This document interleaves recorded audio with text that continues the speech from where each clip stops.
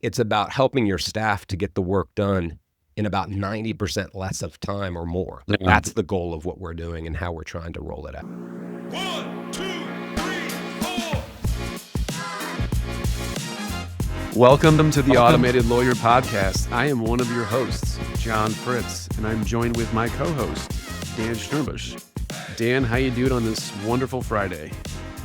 John, I'm doing pretty good. We were just talking offline, and I got wet this morning. We went walking, and my wife was like, "No, let's just do it. Let's just go.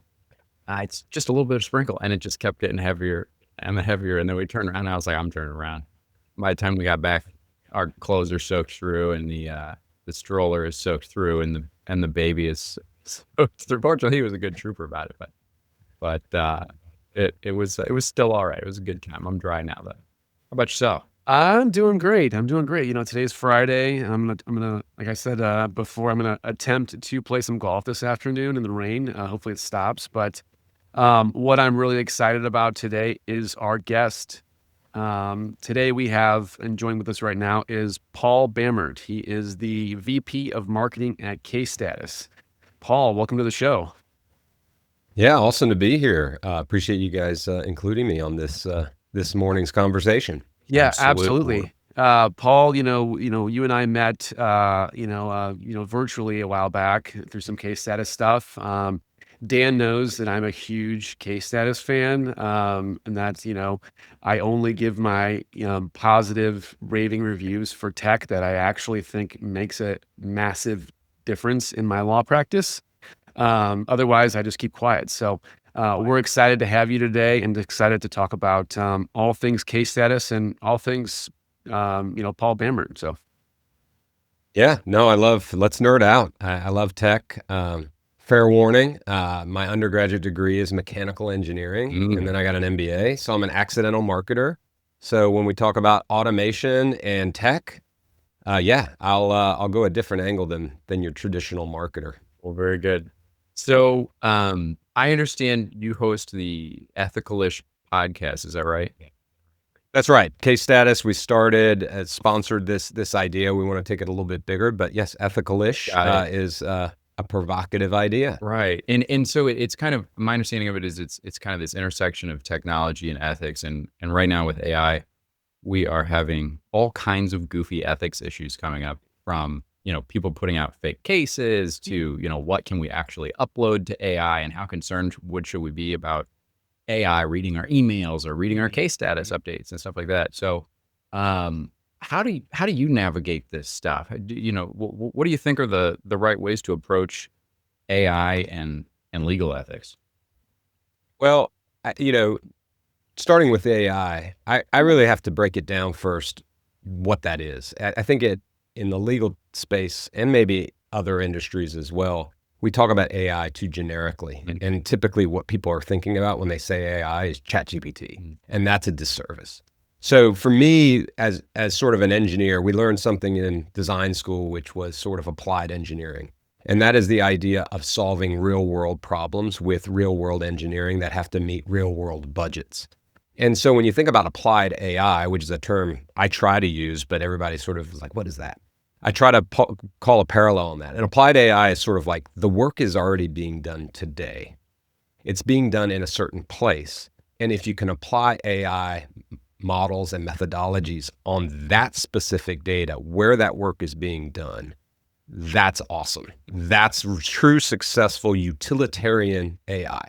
When you talk about how can I just pump some stuff into ChatGPT and prompt it and see what it can get from the collection of ideas on the internet, that's a different story, totally different. And yeah, hallucinations, are you kidding me? Right? The internet is full of misinformation. You don't think that the AI that's listening to that is going to hallucinate? Absolutely. So to me, it's like, where do you ring fence the data? The data is the powerfulness. It's not the AI. The data's always been there. The AI is connecting the dots. That's the beauty of it. So when people hear AI, your audience hears AI, I would beg you to ask the question, what are we talking about? Are we talking about specific data, my data, maybe ring fence data in a particular area where work is being done and being applied? Or is it generic ChatGPT, OpenAI, where it's like, it's kind of fun experimentation? Yeah. Both are good, but two different ideas. I fervently believe. So, and I've seen this, I feel like transforming over the last, even just a couple of weeks that, I was calling about a month ago saying, hey, a lot of these interface layer products are at least internal facing business administration in products are going to start seeing a decline in the relevance of those interfaces, the interface layer. My prediction has been we're all going to have one agent. It's going to be Claude or ChatGPT or somebody else. It's going to bolt into all these different tools through their MC model context protocol servers. And it's going to be, it's irritating to have to log into this tool and that tool and this tool. And if we just had one thing that could connect to all these, that it's going to be able to pull in the information it needs and tell you answer your questions for you and do stuff. And then lo and behold, like last week, ChatGPT and Claude both launched integrations panels where you can connect model context protocol servers of various apps to Claude now. So I set it up the other day. Like I can just click in Claude and say, hey, can you search my Airtable case management, or can you search my Gmail and tell me what's going on there? And for me, this is exhilarating. For some people, they're like, security and data. And I'm like, That's me. Yeah. Well, I mean, security is a real thing, but it hasn't changed. I mean, it should still come back to, even before AI, data and motion data at rest. That's been a problem since the 90s. And we got to thank not our legal brothers and sisters. We got to thank our accounting brothers and sisters from the 2000s that came up with SAS 70, right? Because accountants could put a price tag on risk. And so they were like, well, we need to make sure there's a standard. And SAS 70 has evolved to SOC 2 Type 2. So the key isn't to just haphazardly sign up. It's to put these vendors through some scrutiny and say, are you SAS 2 Type 2 certified, right? Show me that you've gone through the due diligence, because AI is a model, but you're right. It's still the data and motion, the data at rest. If you're not protecting that, then you're at risk. But if you are, you're fine to experiment. Yeah, no, I think you're absolutely right. I think you're absolutely right that at the end of the day, it comes down to data security, and are the companies preserving the data at rest and in motion? And 100%. And ultimately, because I think a lot of people are trying to interpret LLMs, in my opinion, as fundamentally different than some other technology. And I don't think it is, except to the extent that people are worried about the models training on your data. And we know that none of these people are doing that, or at least they say they're not in their terms of service. And I think we have to take them at face value. Well, here's the problem, though, at least from my perspective, is that they're not providing clear communication to the end user on what's happening with the data, right? I mean, they're using a one sentence, the model's not going to use your data to train, right? Gemini, it seems like, is taking it another step further in talking about who actually has access to it, what sort of access do they have, and can you turn that off? Same thing with Microsoft Copilot. Like, they're coming out with more specific instructions. And I think that's all us, especially with lawyers, that's all we need is some clarity on what is happening. And I think that completely squashes any sort of conservative issues that I have with the data and who's using it. So. Yeah, and arguably the lawyers in your cohort, John, I think are the ones to push that, right? AI is new enough, and these models are new enough, and yeah, if the protections aren't there explicitly, who better than the lawyer, consumer, buyers to say, no, you need to add this. This needs to be part of your stock agreement, right? So push on them, push on these providers to provide that declaration and explicitness, I think. So. My understanding is Case Status just launched this AI feature that tracks messaging urgency using some of these natural language processing techniques. And one of the topics that comes up on our show is like, how do we balance between, somebody just talking to robots and the human touch that lawyers and team members provide? And Case Status seems to kind of walk the boundary between these two things. How do you and how does Case Status approach this problem?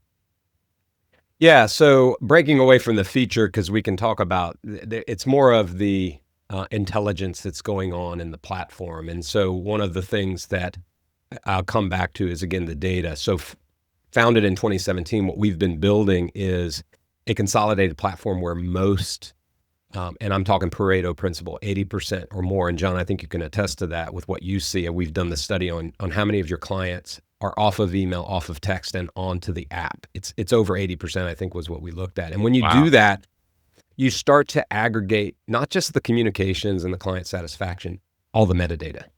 So I can see, I say I, right? The platform can see what was said, when was it said, how was it said, what appointments, what documents. It can see, did you open the app at 3 a.m.? What did you do when you were at it? Did you answer a checklist? So that metadata is what's being harnessed. So the feature that you're alluding to is part of a bigger plan here at K-Status, which you're kind of seeing elsewhere, which is we're all in on client experience. So, when it comes to creating demands, that's somebody else. If it helps you get information to create the demands, that's what we want to pump into the case management system, right? But when it comes to bedside manner and everything that's going on in this day and age of electronic touch points, we are surfacing all of that together. So when we say we can do message filtering, urgency filters, we're looking at the things that are said.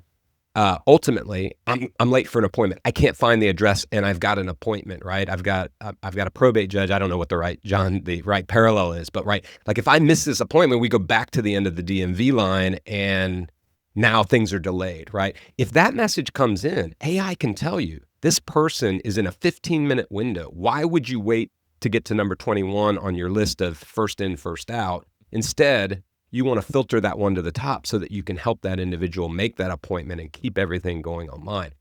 That's where connecting the dots of the data that's already there is powerful, but you have to be, looking into your specific data. So you can do it in a lot of different ways. You could do it with message urgency, Dan. You can do it with predictive sentiment, which is something that we're looking at. You can do things like recommending response, but it all comes back to your point, which is we're helping the staff to make the decision of what's the next step. So we're not taking on, there's a lot of things where you'll see like the idea of an automated voice bot responding. I think it's not really prevalent in client experience. It's more prevalent in intake. A lot of people, call rails rolling it out. Capture Now is an awesome company that's been doing it for a long time, but it's about, having interactions, voice interactions between the bot and the individual. So you're not really giving legal advice. You're just trying to vet to get them to the next step. That's not really prevalent when it comes to client experience, but we want to give the staff faster, more intimate ways to engage, prioritize with the individual by giving them the summary, the agency heads up, right? The urgency. So we're doing the same thing, right? The data is behind the scenes. It's those agents that you talk about. They're just not Claude. There are agents that are saying, hey, we recommend that you respond because you've responded this way before. We recommend that you say it in Spanish because you've said it in Spanish before. We recommend that you put this above that one because this one's more urgent. And we recommend that if you call this client, know that they are probably a 3 out of 5 instead of a 5 out of 5. So you should be briefed on that before you call them and know why. What were the roadblocks? Where are the things that we've missed as a team?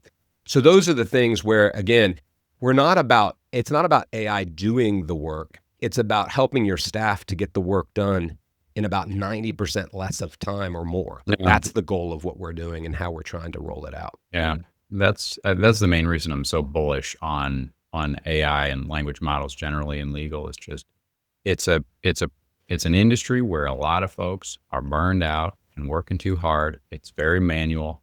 At least historically, has been extremely manual. I mean, you look at a lot of firms, especially larger firms. There's no automation to be found. There's no, language models. They'll say it in a news article. Yeah, we're using AI, but they're not in a serious way. They'll use like Lexis AI or something like that. And it leads to a lot of people burned out and working too hard, and clients that end up suffering experiences anyway. I messaged my lawyer 6 weeks ago and haven't heard anything back. I cannot tell you how many times I've heard that during an intake. No, it's challenging for sure. Yeah, and in intake, they're shopping again, right? Buyer's remorse has kicked in, and they're looking around. That's always troubling. Well, and Paul, and to your point, just for the client experience, like when I was building a client experience, when I started my law firm, 8 years ago, my goal was to have everything in one spot, right? All the communications, all the documents to be able to upload. And, I was using a different platform before I came across you guys, right? And, but I think that it's obviously really important to have everything in one location, right? One centralized communication point. It just makes more sense for the client, right? If you're doing email and you're uploading documents to some other place, et cetera, there's not that connectivity. There's a dysfunction, but obviously it makes sense from another perspective when you're applying that intelligence, layer where you have all of your data in one spot. It can analyze everything at once. And then, I mean, I don't think that there's a better set of data when it comes to the client to be able to use predictive, responses than having, all those things in one spot, right? And then especially things like the NPS score, right? Are they a happy client? All these different kind of data variables is incredible. And I'll attest that the predictive responses are scary good. I mean, like we're like, the question my paralegal asked me was, how does it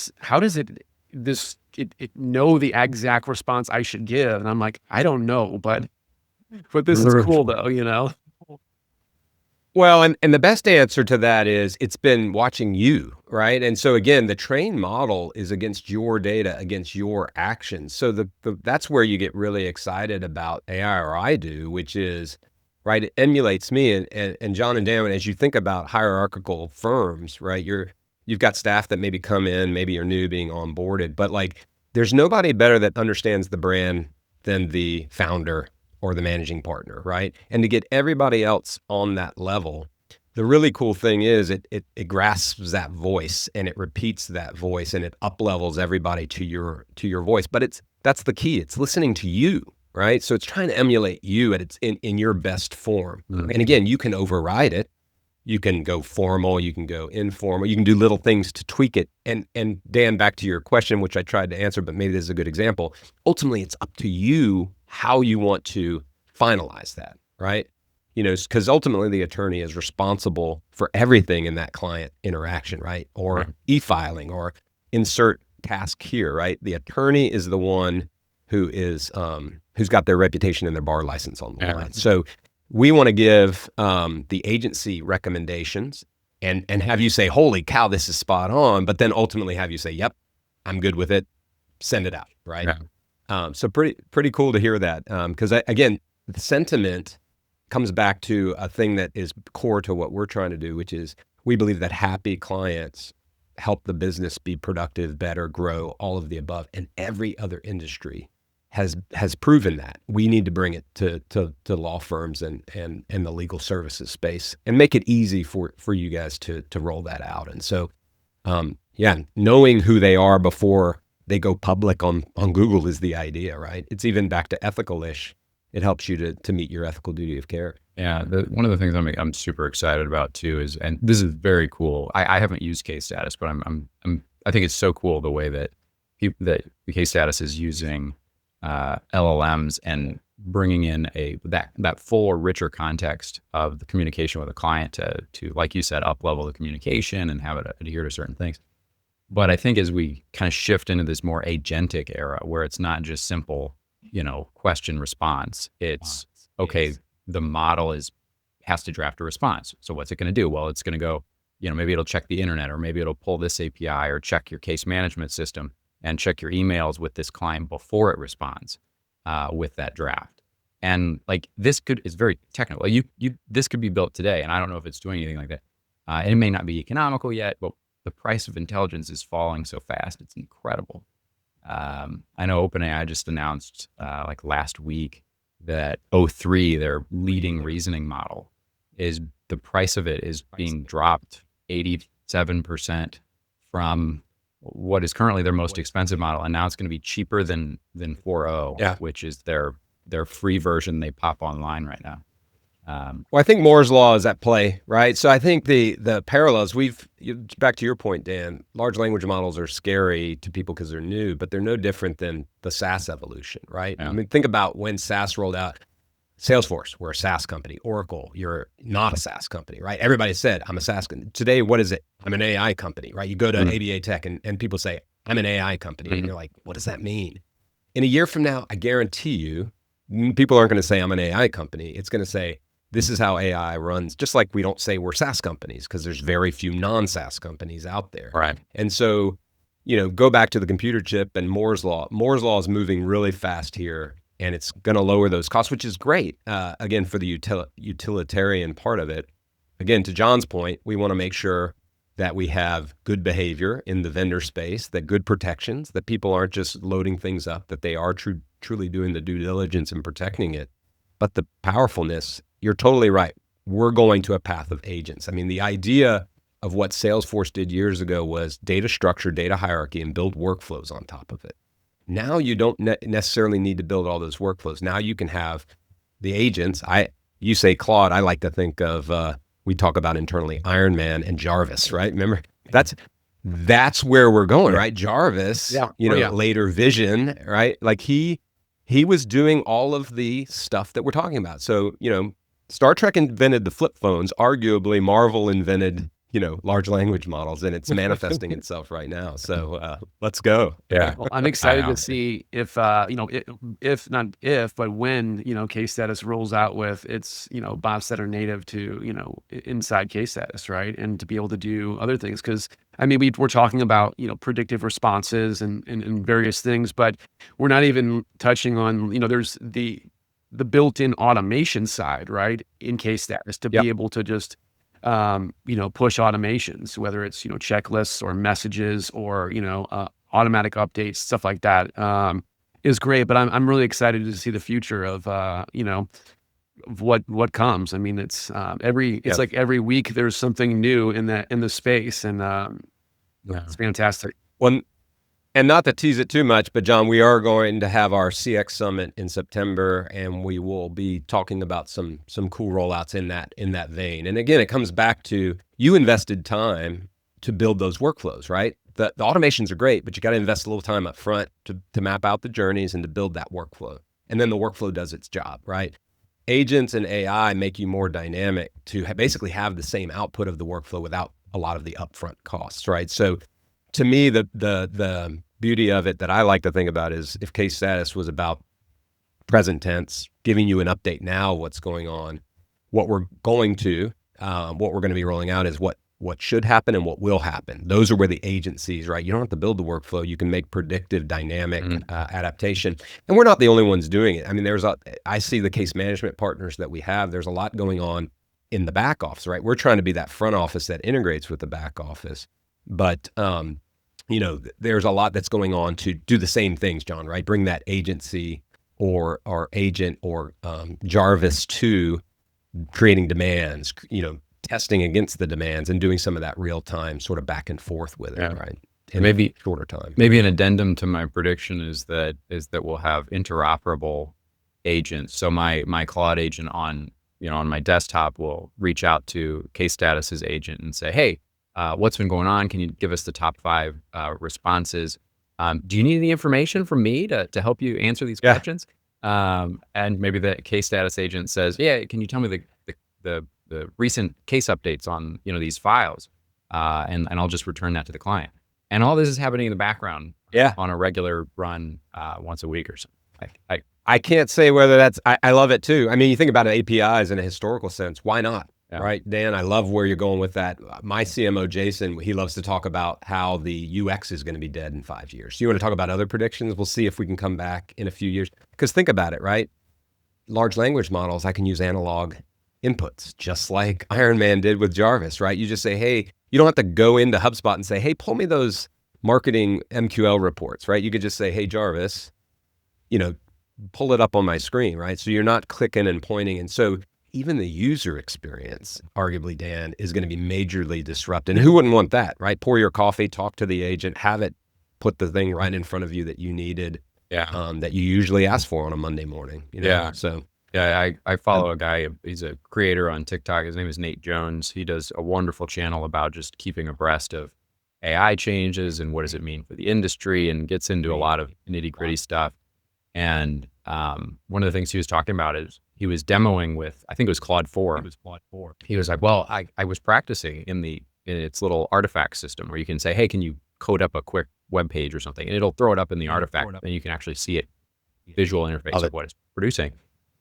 And he said, hey, he gave it his Google Calendar, his Google email, and he's like, "Hey, I want you to build a dashboard of my day. I want you to look at my Gmail account, my calendar, and tell me what's going on, and give me a nice little overview of things we need to do today, and what I should be thinking about." And he's like, "It's never worked in any other model, but in Claude 4 it worked." And he's like, "Now every day I ask Claude 4 to spin up a little dashboard of my day, and it works."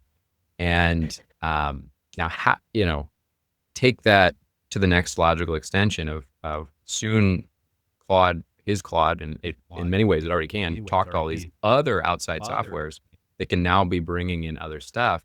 It's getting wild and highly personalized so fast. Yeah. So fast. Yeah. What do you see anything internally at Case Status in terms of like the pace of development, or like, I don't know if any of these tools are helping internally. Do you guys leverage much of this inside? Yeah, I mean, we are the amount of, so on the marketing team specifically, we have, what we consider market objectives or sort of team objectives to implement AI in just about everything we do. So creating assets or white papers or case studies. I mean, it's amazing how much time you can produce that sort of thing fast. The other thing is, right, people are searching for us, not on Google anymore, right? We get a lot of things. So substance matters. Real information matters. So that's but also on the development side, you'd be amazed how much AI is being used to create the code. Now it's being, again, governed by developers, but it helps to accelerate the development cycle, the sprints to get out the innovation, right? John, you talk about that, can't wait to consume that next level.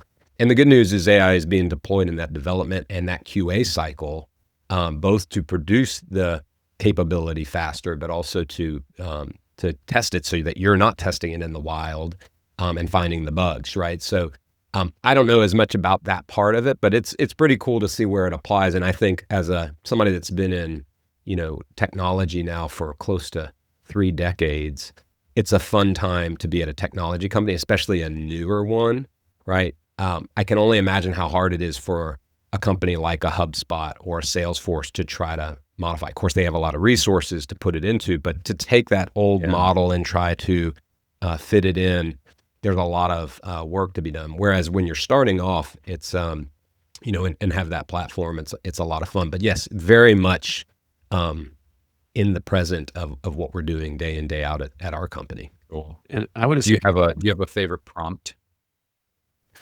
Oh man, I've been just moving to the paid ChatGPT, and I'll create projects, and we're ring fenced there. But the idea that I can pump in, so I'll bring in project files, and this has always been a challenge of Paul. If you talk to some of the executives I've worked for over the years, they're always like, "Paul, you could do better at your executive summary, right? You come in with too much information."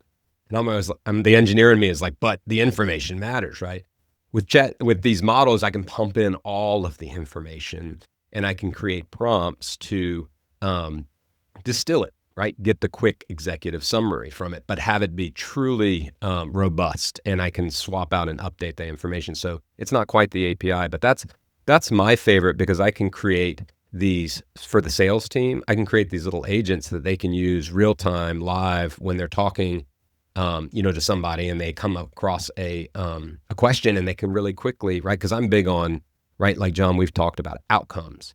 And it's hard when you've got as many firms that we have with good outcomes. It's sort of like, well, how big are you? Oh, you're 2 attorney shop. Well, what's your practice area? Oh, you're estate and probate. Well, here we go.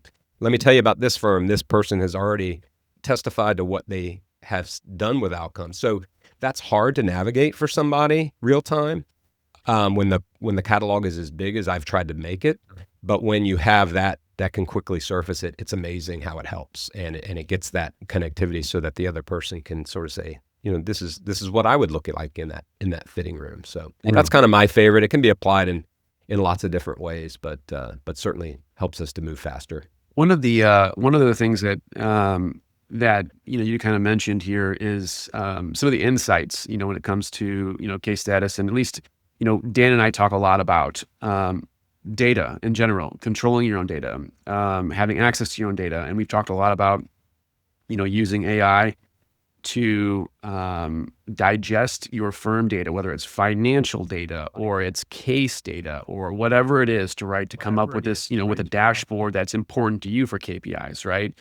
I know Case Status has, an insights tab for your firm, right? It tells you how fast you're responding to people. A lot of those communications, kind of the front end insights, right?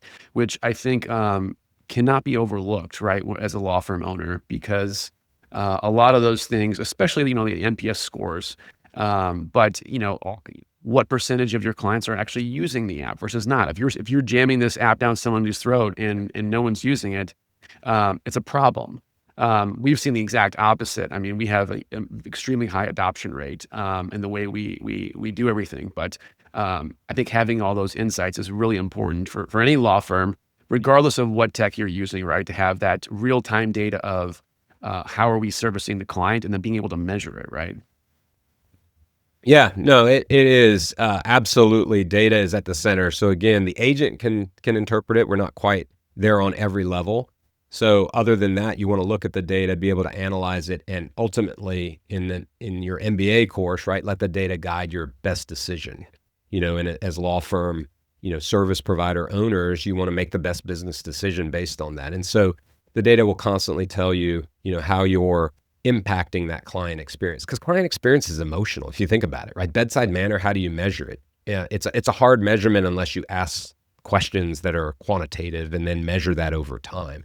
And that's what we started with, right? So those insights do matter. That track record does matter if you're constantly trying to drive incremental change and improvements in any business. And that's where the engineer in me loves this type of stuff, right? And so legal services is no different, in my opinion. It's like demonstrative evidence if you're going to trial, right? It's evidence of your relationship. Use that evidence to close the case, right? And meaning get that 5 at the end of the journey. And so there's a good parallel with what attorneys are used to when it comes to information. It's just using it in a different way.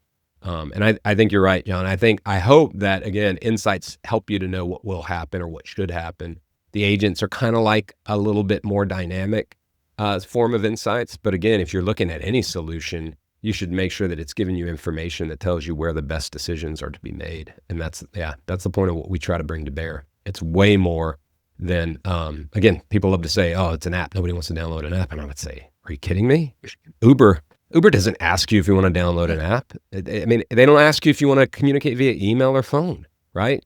And that's what consumers are used to, And so we get behind what the consumer is doing and just, it's like a ski boat, right? You just ride the wake and it's fun. And if you do it the old way, you're fighting them all the time, right? With old technology. So yeah, insights are important. We got to if we're going to continue to get better and beat the competition, we got to keep looking at the data and be data driven. So I've heard you got a Martini test. What is this? Why should lawyers care about passing this? Yeah. Well, the Martini test is analogous to just, you want to be the best you can be out there when it comes to delivering legal services. Again, I look at every other industry out there, and happiness, happy clients drive a long, business concern.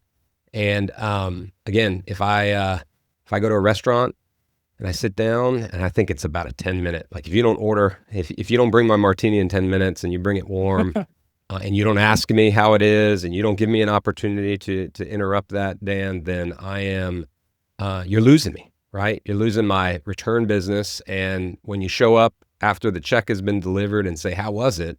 I'm thinking, why are you even asking me that question, right? So that's my metaphor. It's Friday. Mm-hmm. I'm going to have a Martini tonight. But yeah, it's Martini. It's one of those things. Yeah, that's right.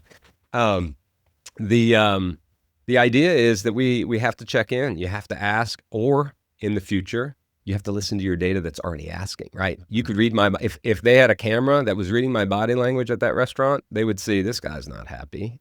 He's spending his money and his time on a Friday night, and he's frustrated to wait. But yeah, maybe I have a different problem that we're talking about here on a Friday Definitely night. But not. yes, that is the Martini test. My wife and I drink martinis literally every Friday night, and we're the exact same way. We love our martinis. We love them a certain way, and if they can't if they can't make a drink, I guess lawyers are the ones making the martinis in this analogy, and the client is drinking it. But it's if they ask for something specific and you can't produce that in an enjoyable experience, then you're in trouble, I think. Absolutely. That's a fascinating. I love when we pull insights from other industries, because I think other industries in many cases they've just focused in on different issues or optimized different problems and maybe haven't made their way into legal yet. And like we've talked about this study on the London Underground before, how people prefer to be kept informed rather than wait short amount of time without information. And so this Martini parallel is, I think, another interesting place to look, that the restaurant and hospitality industry has figured out customer service at a very high level, and checking in at your table, and what does it feel like to have good restaurant waiter or waitress service. What kind of insights can we draw from that experience, and pluck that out and adapt that to the legal context? I think that's brilliant. Yeah. I mean, you can look at different experiences. I look at Disney, and the challenge, I think, Dan, is taking, in the Martini, is the data really there? Like you have to insert the data. The only way they can do that is have people asking consistently. But you look at Disney, they're reporting the data back, the people that are walking through and cleaning up, everybody picks up trash, looks at where people are standing, sees how things are busy, sees the line, like all of that data is constantly, you have the little band now. That's how they get digital footprint. Where are you? Where have you traversed? They know it all. The data models are looking at all of that. And so they're trying to optimize your experience as they try to pack more people in there. So the metaphors are there as well. So you got to get those digital touch points on it. But the metaphor does apply. And again, we can learn from the other industries. That's the beauty of where we are with all this technology. And you don't have to be a big firm to do it, right? The smaller firms, right, John? I mean, we can deploy this technology and arguably be more competitive than some of the big firms, because we can keep that intimacy going. 100%. I mean, and especially when it comes to clients that either, and most of the time for this example, it's let's say we get an NPS score of like a 5 or a 0 or a 1. It's 99% of the time it's because somebody just didn't want to provide a real score. They just wanted the button to go off the screen, or to move on to the next screen. But our response is the same in each time, right? Our response is, we triage it. We get them, we're instantaneously asking them, what is going on here? How can we help? How can we get to a 10? What's lacking, right? If there's anything lacking. Like I said, almost always it's, oh, we love it. We're having a great time. I just hit the button on there, right? But I think having that sort of mentality of, here's our bar of excellence. And for us, it's creating an unbeatable client experience, and I talk about this a lot with Dan, that's my bar, an unbeatable client experience. So I'm looking to the law firm to my right and left and going, what can we do better? Because in the world of AI and law firms in the next 5 years, it's going to be about client experience. I mean, that's what it's all going to be about. And how are you going to differentiate yourself? Everybody's going to have AI and tech in their firms. At that point, it's just going to be, how are you going to differentiate yourself? And so really making that a priority like we do, is I think is a game changer when it comes to, setting yourself up to grow and scale, right? Yeah. The Martini challenge you guys have, which is you may not have a lot of repeat clients, but the word of mouth to tell the next batch of intake, the friends and family at the Thanksgiving dinner, right? Who should you work with? That's where it matters. And so, again, it may not be repeat business, but that hiring decision is central. I mean, every legal trends report I see come out from Clio and otherwise, I mean, they just keep hammering on this idea of how the hiring decision is made. And it's made based on those reviews and referrals. And that's where it comes from, your happy client alumni. Yep. Absolutely. That's how you get those Google reviews and that word of mouth spread. So. Very good. So as we're getting up on time here, one thing that we do is we always have a legal tip of the week, or a legal or a technology tip of the week. I will, if you have anything, you're welcome to share it. I'm going to go first.